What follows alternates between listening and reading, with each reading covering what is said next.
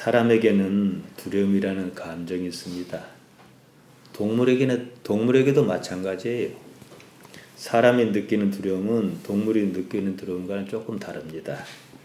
동물의 두려움은 본능적인 생리적인 반응입니다. 저절로 거의 자동적으로 반응합니다. 두려움이 나쁜 것이냐? 아니에요. 생존을 위한 안전장치입니다. 두려움이 작동하지 않는다면 생존을 위협하는 위험으로부터 자신을 지키기가 어렵습니다. 두려움은 위험을 인지하는 능력입니다. 창조주 하나님께서 어떻게든 생명이 살게 하시려고 부여하신 이른바 생태 알고리즘입니다. 인도네시아에서 해저 지진이 일어나 크게 피해를 입혔습니다. 그 중에서도 2004년에 인도양에서 발생한 해저 지진이 많은 피해를 주었습니다. 지진으로 쓰나미가 발생해서 해안을 덮쳤습니다. 수십만의 사람이 죽거나 다쳤습니다. 여기에서 우리는 사람만 봅니다. 부서진 건물만 봅니다.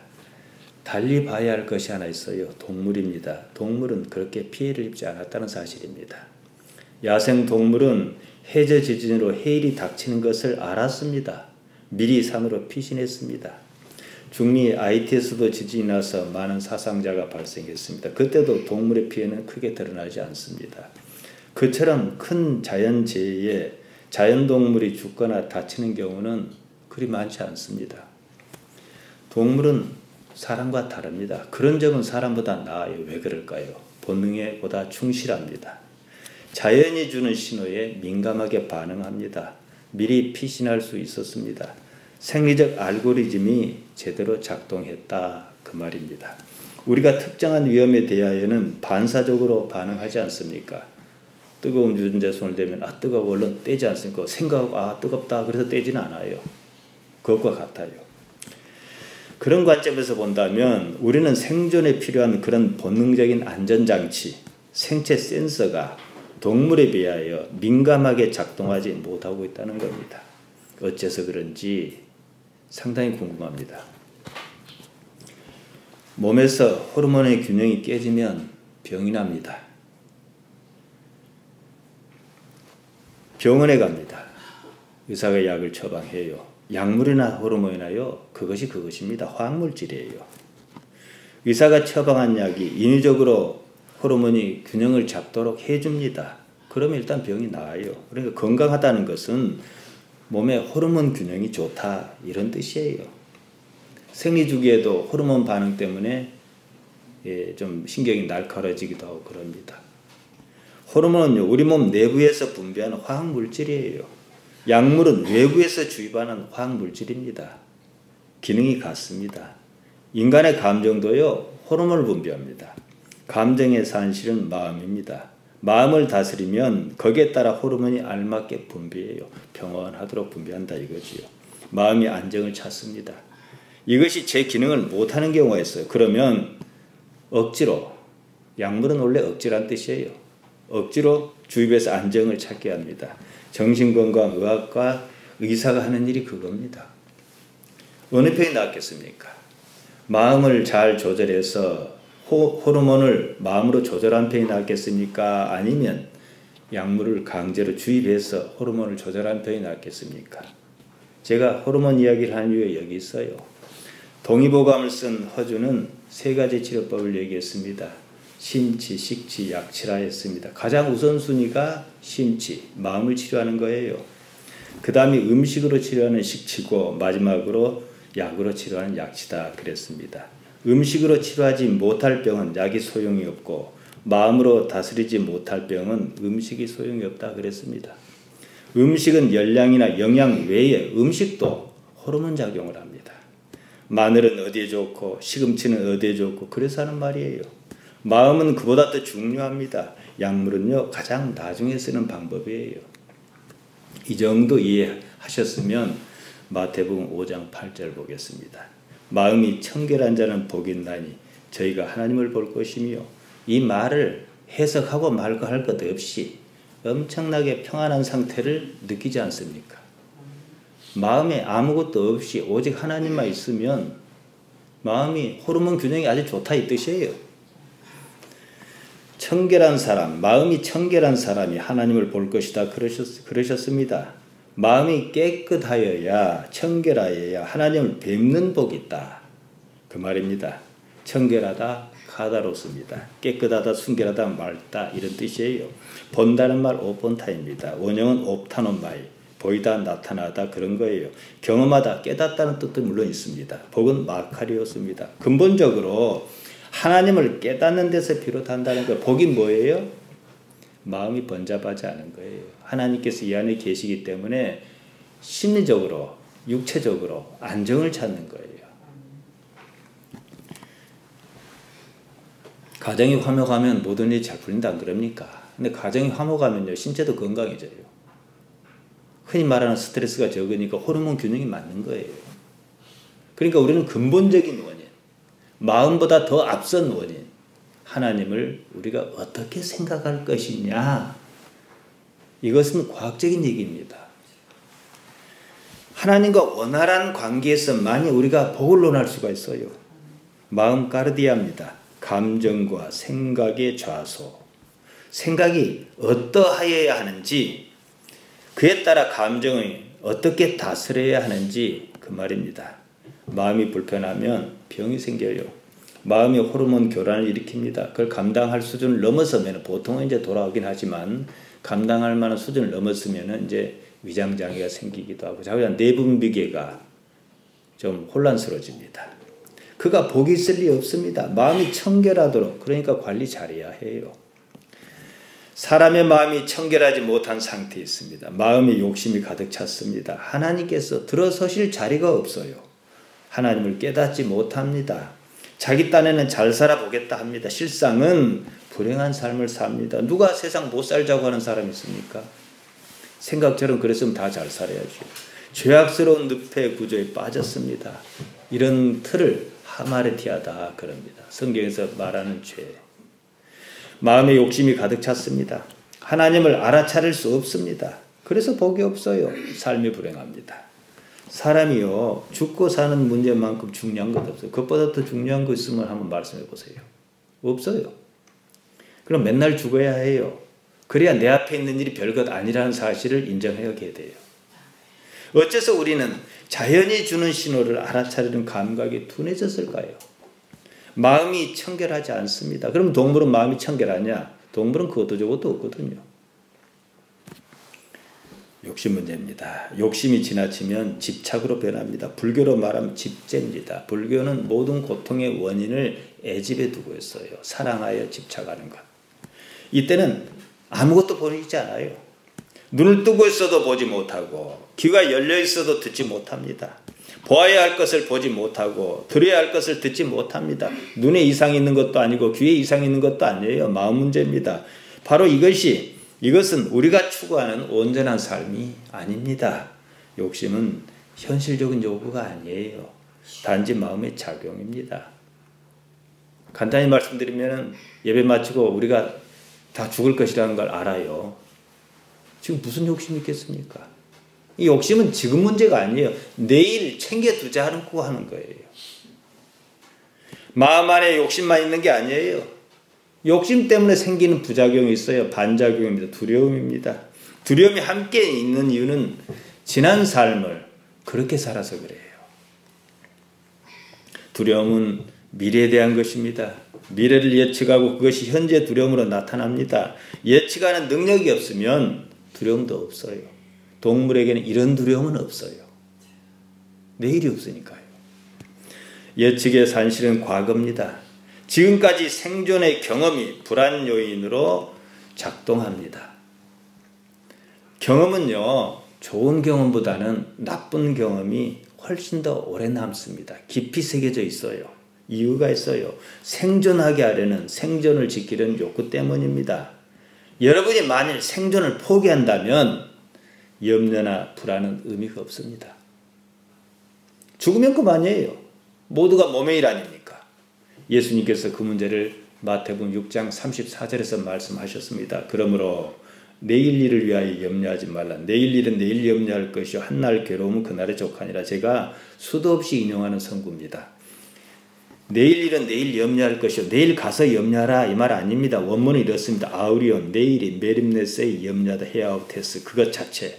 그러니까 내일이 염려는 지금 내가 하는 일 아니고 내일 그 자체가 할 것이라는 거예요. 그래서 소관이 누구겠어요? 하나님이시지요.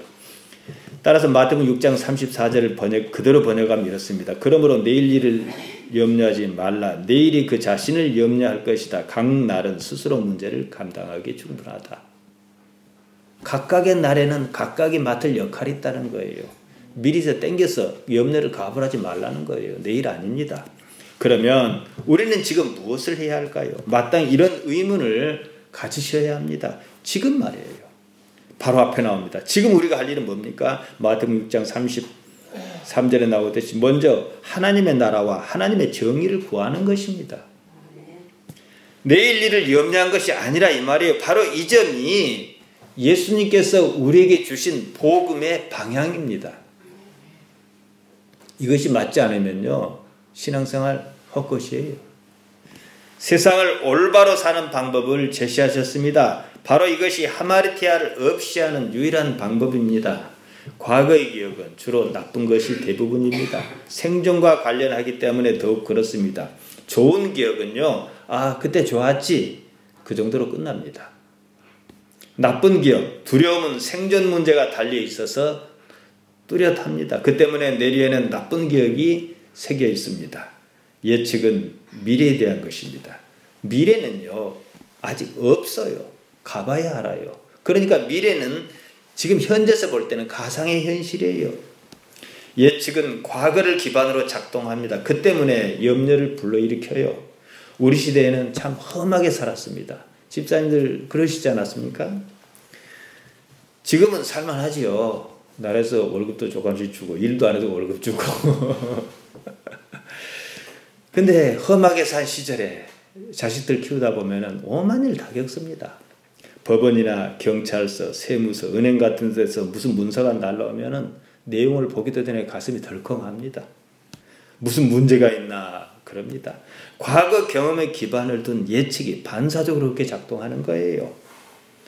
별것 아닌 줄 알지만 기분이 좋지 않습니다. 그런 것이 아예 없기를 바랍니다. 이런 심리를 악용해서 재미를 보는 사람이 있습니다. 최시영제 같은 사람입니다. 미래는 아직 경험하지 않았습니다. 예측한 대로 꼭 그렇지도 않습니다. 가봐야 합니다.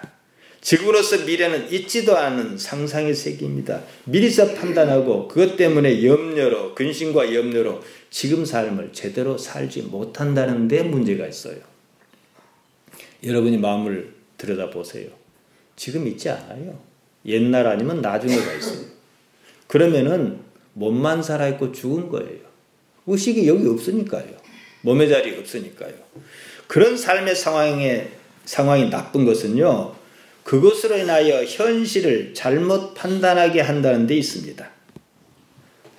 노름도 누가 이기느냐. 똑같은 조건이면 밑돈이 든든한 사람이 이길 확률이 높습니다.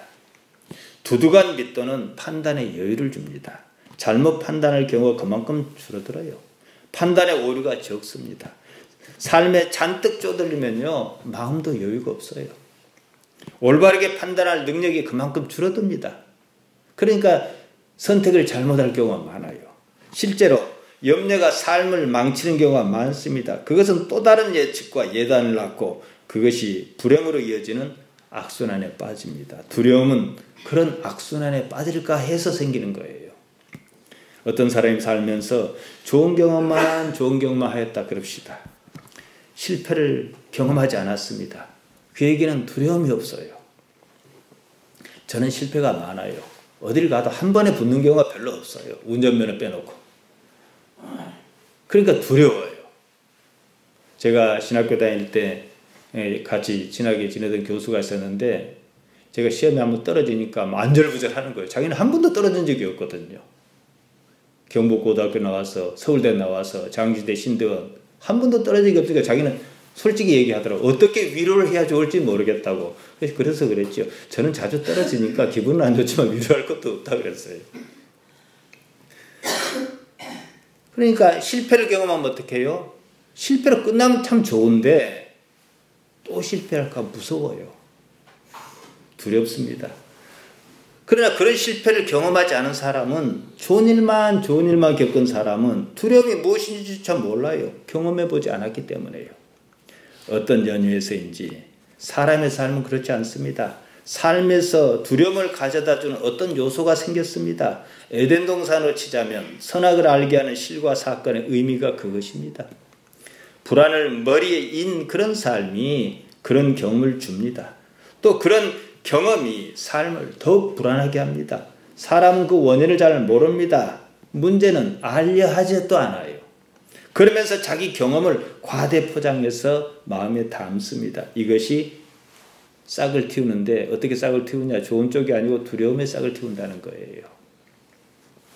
우리는 그 경험을 실패라고 합니다. 사실 실패의 범위는 대단히 광범위합니다. 사실 우리는 거의 매일의 일상의 삶에서 실패를 경험합니다. 우리가 잊었다 생각하지만 우리 의식은 잊지 않아요. 그것이 문제입니다. 성공한 사람은 실패에 대한 태도가 보통 사람과는 사뭇 다릅니다. 실패의 경험이 적어서 그래요. 그런데 그렇게 적으면은 그것도 좋은데 그럼 또 성공할 확률도 그만큼 또 커요. 의식이 있다는 것은 사람에게 아주 중요한 부분입니다. 그 의식이 부정적인 면으로 작동할 때 두려움이 발생합니다. 신앙적으로 모든 불행의 원인이 여기 있습니다. 그것을 극복하기 위하여 마음은 역설적으로 욕심을 택한다는 거예요. 이게 문제입니다. 방법은 매우 인위적입니다. 욕심이 사실, 실제를 있는 그대로 보는 눈을 어둡게 만듭니다. 이게 문제예요. 사람은 그것 때문에 사실을 사실대로 보지 못합니다. 눈뜬 소경처럼 삽니다. 불행한 현실을 삽니다. 요한복음 9장에 보면은 예수님께서 나면서부터 앞을 보지 못한 사람을 고쳐주시는 사건이 나옵니다. 그러시면서 앞을 본다는 사람에게는 이렇게 말씀하셨어요. 9장 41절입니다. 예수께서 가라사대 너희가 소경이었다면 죄가 없으려니와 본다고 하니 너희 죄가 그저 있느니라. 봐도 못 보는 거다. 눈은 보라고 있는 것입니다. 눈을 뜨고 있어도 사실을 사실대로 보지 못하면 소경이나 무엇이 다르겠습니까? 오히려 소경이었던 사람을 눈을 뜨자 봐야 할 것을 봤습니다. 역설적인 이야기입니다. 인생이 눈을 가렸습니다. 보통은 지금까지 사는 동안 많이 봤습니다. 그러면 더 잘 봐야 해요. 그러지 않습니다. 자기 관념의 벽이 그만큼 높고 강하고 무섭습니다. 볼 것을 보지 못하는 이유가 무엇이냐? 삶입니다. 삶이 그렇습니다. 그러한 상태가 바로 죄다. 그 말입니다. 보지도 못하면서 본다고 하니 너희 죄가 그저 있느니라. 이 말씀입니다.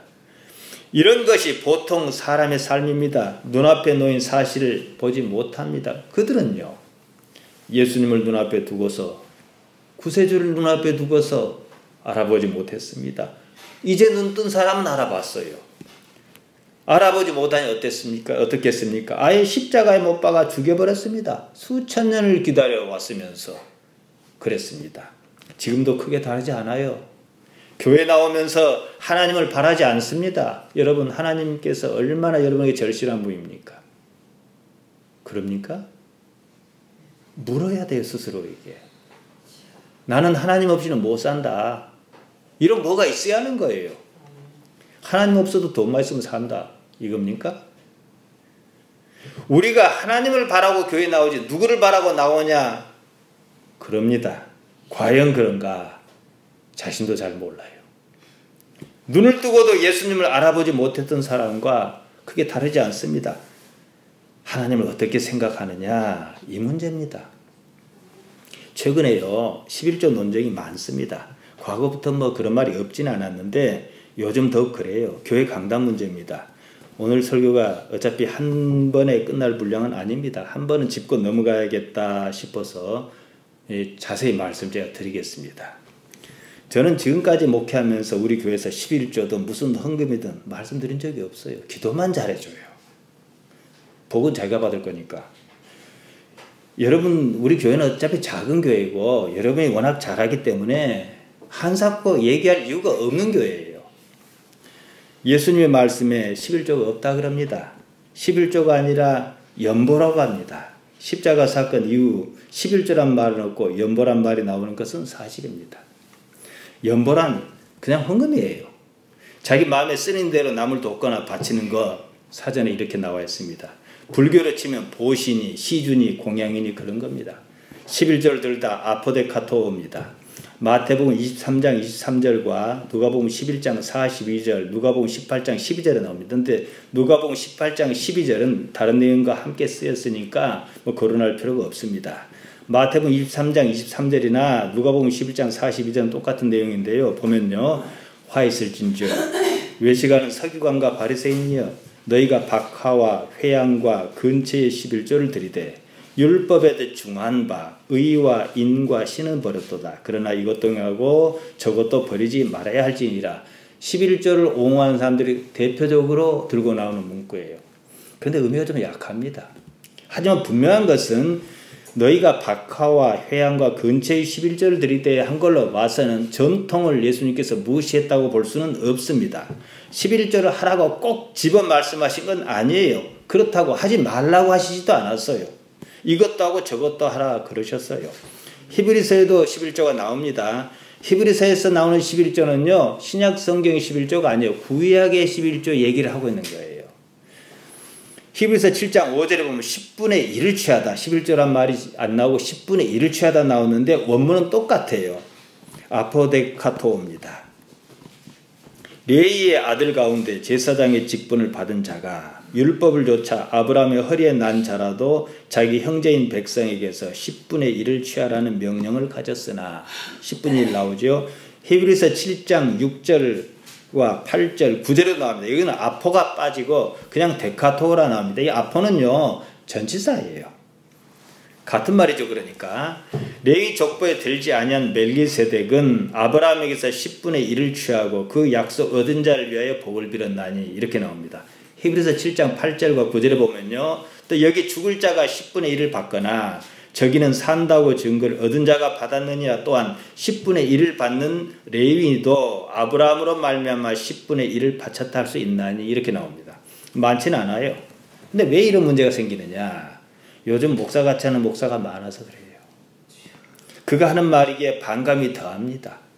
11조를 강조하다 못해 하나님과 떼어먹는 도둑놈아 그럽니다. 그래놓고 자기도 모자라 자기 아들까지 대를 물려 차지합니다. 돈도 아까운 데다 목사마저 그러니까 더 안 합니다.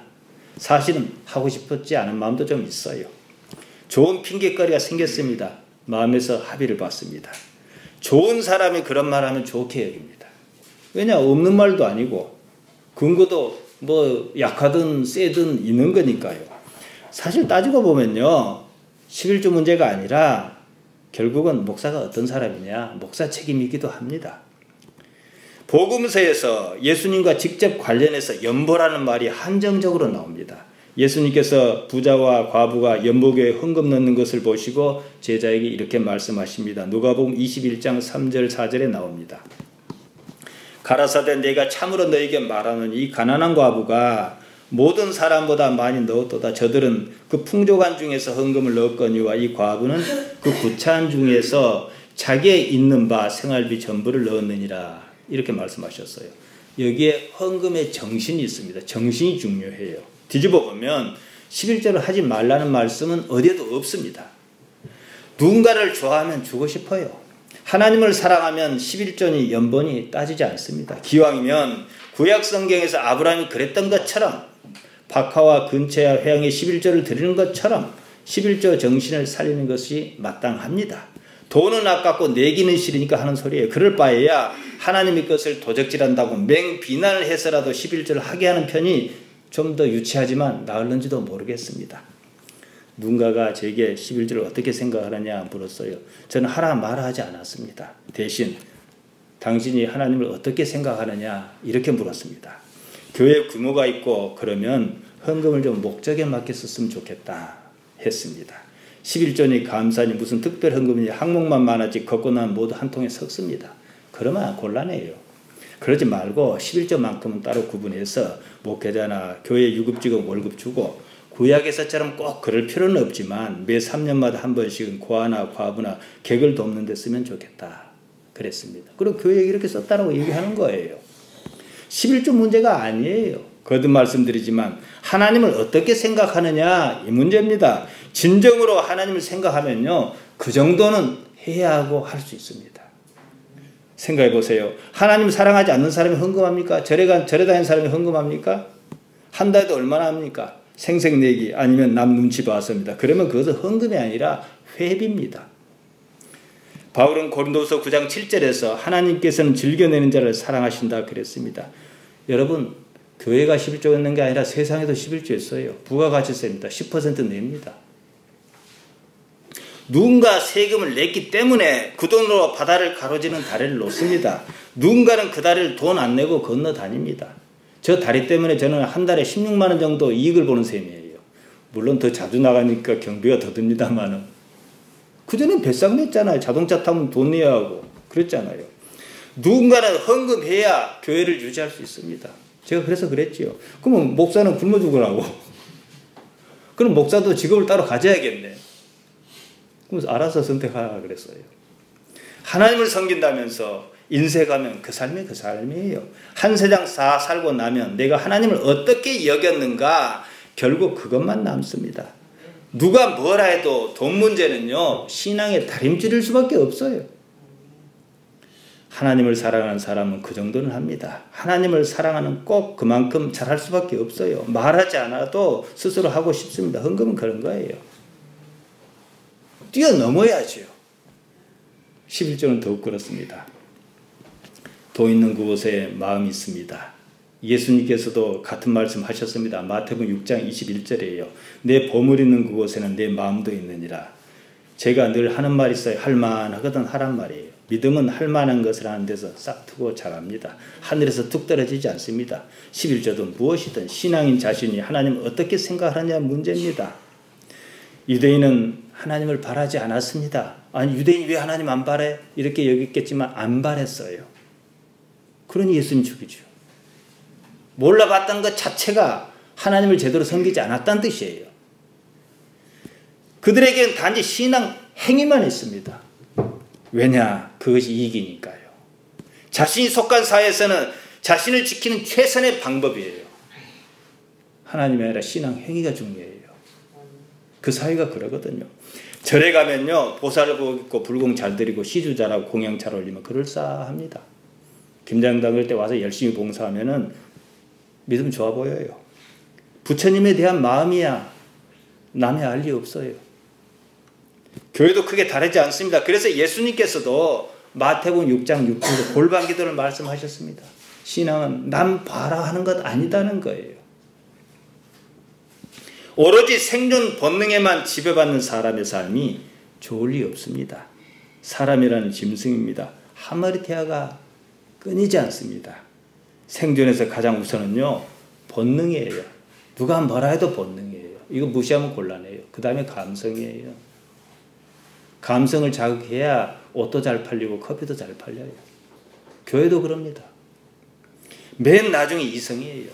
이성의 영역은 생각보다도 무척 좁습니다. 일 다 저질러 놓고 그제서야 이성이 작동합니다. 이성이 나서 이제 저질러진 일을 이리저리 합리화합니다. 이성의 역할은 그뿐이에요. 보통 사람에게는요.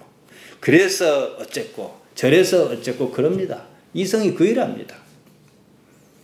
예수님께서 말씀하시는 죄란 그런 사람의 상태를 말합니다. 사람이 처한 비참한 현실을 표현합니다. 참이 아닌 거짓의 상태입니다. 이것이 바로 하말의 태아입니다. 누가복음 12장 16절에서 21절에는 어리석은 부자의 비유가 나오지 않습니까? 한 부자가 있었습니다. 밭에 소출이 많았습니다. 그것을 쌓아둘 곳간이 모자랐습니다. 곳간을 헐고 새로 크게 짓자 했습니다. 부자는 자신의 삶이 만족스러웠습니다. 왜냐? 내일 쓸 물건이 많기 때문이었어요. 부자가 느낀 만족감은 미래에 대한 예측, 그것의 결과치입니다. 거기서 끝나지 않았습니다. 예수님께서 말을 보태셨습니다. 오늘 밤에 하나님께서 내 영혼을 찾으시면 어떡할래? 그러셨습니다. 그게 네 것이 되겠느냐? 그랬습니다. 그 순간 그가 예측한 미래는 신기루처럼 사라집니다. 없어요. 미래에 대한 자신의 예측이 맞다 하더라도요, 뭐 크게 다르지 않습니다. 궁극적으로는 영혼에 대한 보장이 없다면 모두가 쓸데없는 일입니다. 여기까지는 다 압니다. 예수님께서 어째서 이 이야기를 하셨느냐에 초점을 맞추면 그 의미가 보다 분명하게 드러납니다. 무리 중에 어떤 사람이 예수님께 나와 청을 넣었습니다. 자기 형에게 명하여 유업을 나누도록 해달라 그랬습니다. 유대사회에서 유업은요, 율법이 이미 정해두었어요. 그대로 하면 그만입니다. 근데요, 우리 세상법도 그러듯이 법이란 것이 정하에는 놓았지만 강론에서 이견이 있을 수가 있어요. 세밀하지 못하면요. 이때는 법에 대한 해석이 필요합니다. 분쟁이 생기면 율법 해석 문제로 율법사를 찾았습니다. 그 사람은 예수님을 율법사로 알았습니다. 예수님께서 그의 요청을 거절하셨습니다. 율법을 해석하기 위해서 이 땅에 오신 것이 아니었기 때문입니다. 대신 근본적인 문제를 지적하셨습니다. 누가복음 12장 15절입니다. 얘기가 끝난 뒤에 저에게 이르시되 삼가 모든 탐심을 물리치라. 사람의 생명이 그 소유에 넉넉한 데 있지 아니하니라 이러셨어요. 탐심 즉 욕심을 물리치라는 말씀을 효과적으로 전달하기 위하여 어리석은 부자 이야기를 꺼내셨다 그 말입니다. 그 얘기가 주안점이 아니에요. 되게 어떻게 사용합니까? 헌금하라고 말할 때 사용하지 않습니까? 오늘 밤 당신 영혼 갖고 오면 어떡할래요? 지금 내시오. 이런 식으로 사용하잖아요. 그 말 아닙니다. 탐심은요, 병입니다. 마음의 질병이에요. 미래에 대한 예측 때문에 발생한 거예요. 문제는 거기서 끝나지 않습니다. 진짜 미래라는 것은 결국 영혼의 문제며 그 주인이 하나님이시란 사실입니다. 그것을 상기시키기 위하여 예수님께서 어리석은 부자의 비유를 말씀하셨습니다. 미래는요, 지금을 사는 사람이 예측하고 말 게 없어요. 예측에 유익한 점만 취하면 그만이에요. 그런 예측이 그것이 지금 여기에 모든 것을 그르치게 할 뿐입니다. 어리석은 부자의 얘기 다음에 나오는 말씀이 그 사실을 뒷받침합니다. 누가복음 12장 22절입니다. 또 제자에게 이르시되 그러므로 내가 너희에게 이르노니 너희 목숨을 위하여 무엇을 먹을까? 몸을 위하여 무엇을 입을까? 염려하지 말라 그러셨습니다. 이 말씀 마태복음 6장 25절에도 나옵니다. 누가와 마태의 배열이 서로 다르지만 욕심과 염려란 연결고리는 똑같습니다. 누가는 재물을 쌓아두고자 하는 마음, 탐심 문제로 봤습니다. 마태는 재물이 사람의 마음을 어둡게 한다고 봤습니다. 누가가 재물을 바라는 마음을 문제 삼았다면 마태는 아예 재물 그 자체가 나쁘다 이렇게 보았습니다. 여기에 대해서는 누가의 관점이 훨씬 더 정교하고 세련되어 있습니다. 마태는 전직 세례이기 때문에 재물의 위력을 누구보다 더 잘 알고 있어서 그런 것이 아닌가 싶습니다. 때문에 재물하면 아예 나쁜 것 이런 인식이 설명하기 쉽고 편하였을 것입니다. 자기가 보기에 재물에 관하여 단 한 사람도 제대로 갖춘 사람을 보지 못하였다. 그런 무엇이 있지 싶습니다. 마태의 견해가 틀리지는 않으나 문제가 있습니다. 그렇다면 재물이 없는 가난한 사람은 과연 옳으냐? 이 문제예요. 그 문제를 설명 못합니다. 이 때문에 김동호 목사는 이른바 청부론을 말했는데 상당히 빈약합니다. 깨끗한 부자가 어떻게 가능하다는 것인지 가난해도 깨끗하지 못할 수가 있는데 마태는 재물이 없는 사람에 대한 설명이 없어요. 오히려 재물을 가지지 못했기 때문에 재물에 더 집착할 수도 있다는 식이지요. 이것을 논리로 떼었습니다. 보물을 하늘에 쌓아두라. 이러면 교회에서 또 어떻게 또 헌금하라는 얘기예요. 이렇게 모든 건 헌금으로 집중하는 거예요. 그 얘기가 아닌데 마태복음 6장 29절 30절입니다. 너희를 위하여 보물을 땅에 쌓아두지 말라. 거기는 좀과 동록이 해하며 도적이 구멍을 뚫고 도적질하느니라. 오직 너희를 위하여 보물을 하늘에 쌓아두라. 거기는 좀이나 동록이 해하지 못하며 도적이 구멍을 뚫지도 못하고 도적질도 못하니라. 생존의 기반을 어디다 둘래? 이 말이에요. 하나님께 둘래? 자기 생각에 둘래? 이 말입니다. 헌금 강조하는 목사의 단골 메뉴 아닙니까? 자기가 이미 장악한 교회가 하늘인가? 간도 큽니다.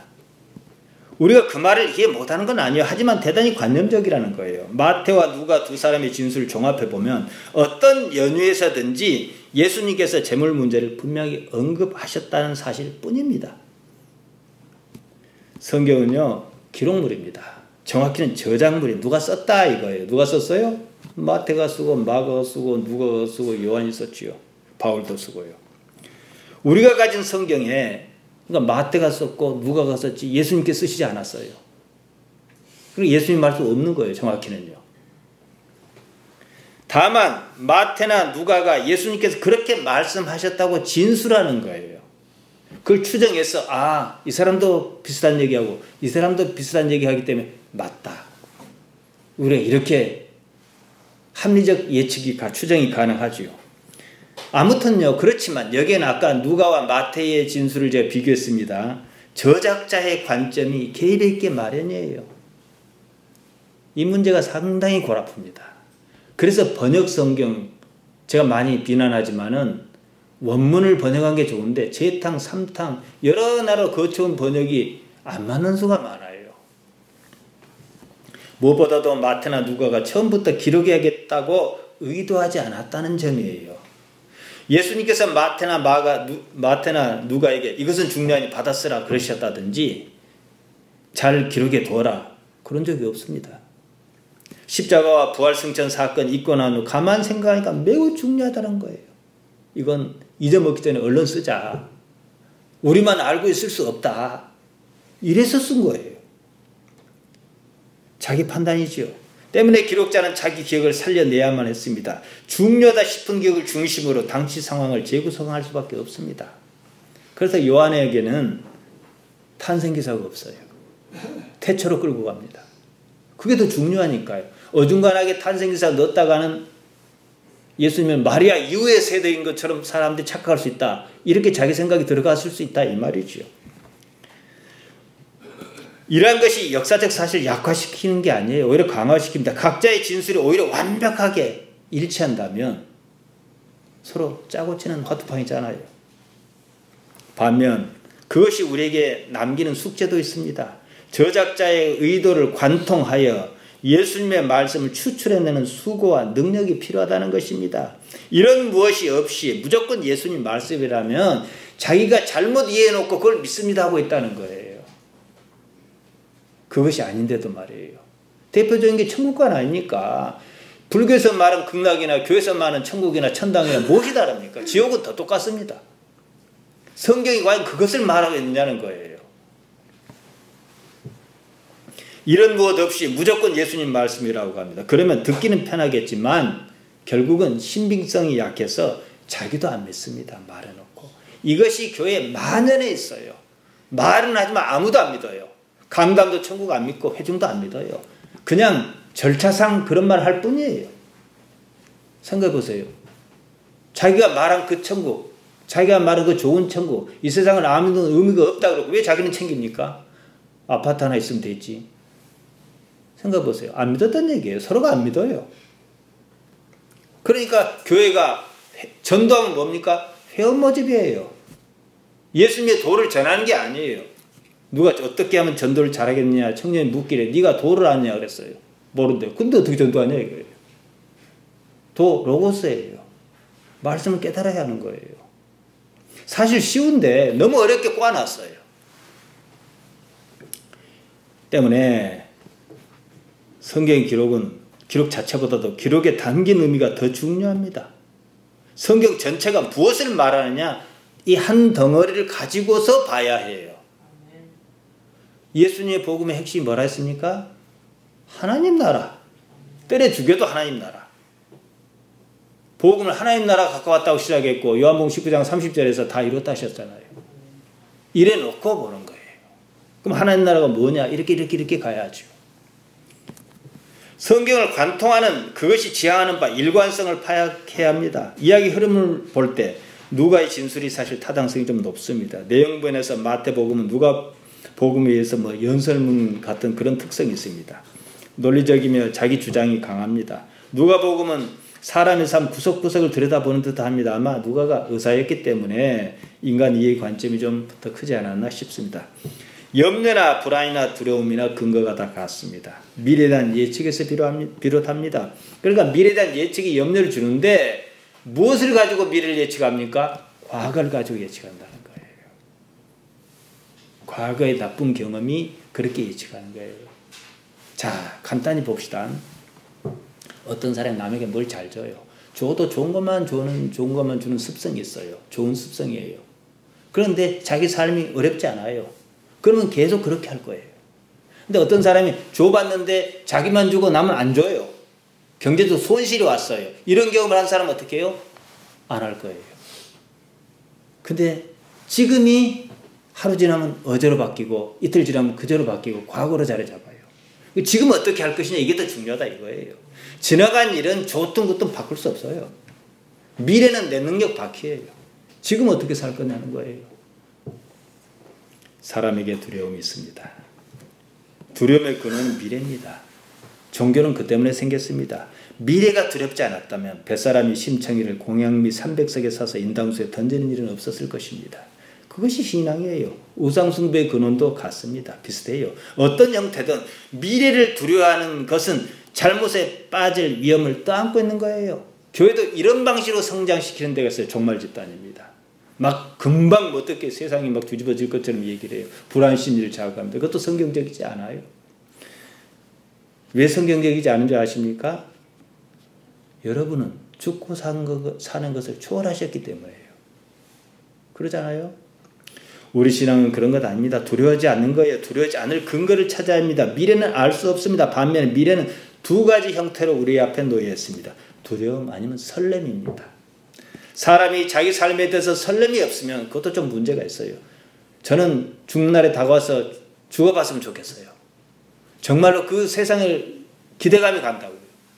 뭐가 있어야 해요.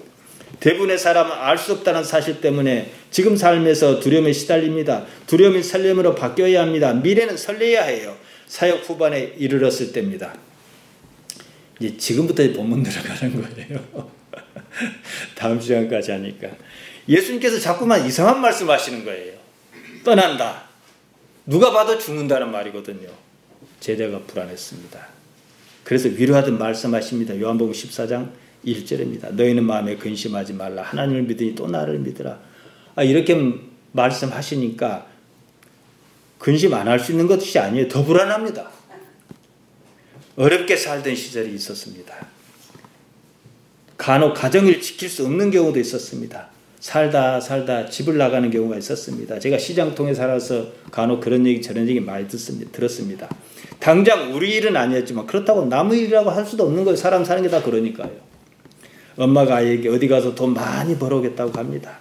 몇 밤 자고 나면 온다고 합니다. 몇 밤 자고 나면 올 것 같지 않아요. 그래도 고개를 끄덕여야 합니다. 상황을 바꿀 만한 방법이 자기에게 달리 없기 때문입니다. 그런 식이죠. 예수님께서 어떻게 하시려는 것을 제자가 미처 이해 못합니다. 사실 이 문제는 부활 승천 이후에 성령이 임하면서 깨닫습니다. 당시로서는 그럴 수밖에 없는 거예요. 염려할 수밖에 없고 근심할 수밖에 없고, 물론 좀 지나서 회복할 거니까 예수님께서 그냥 막 말씀을 그냥 던지듯이 하셨겠지만 말입니다. 삶과 죽음에 관한 사람의 관념이 그만큼 강했기 때문입니다. 사실 우리 신앙은 다른 것이 아닙니다. 복이니 무엇이니 그런 문제 아닙니다. 이 문제예요. 삶과 죽음에 대한 자기 관념을 어떻게 넘어설 것이냐, 이 문제입니다.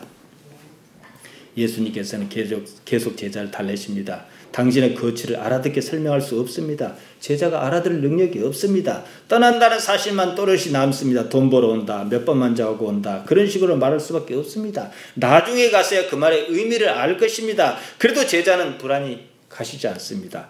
요한복음 14장은요, 변곡점입니다. 십자가 사건을 앞에 두고 그 전까지를 총정리하는 입장에서 말씀하십니다.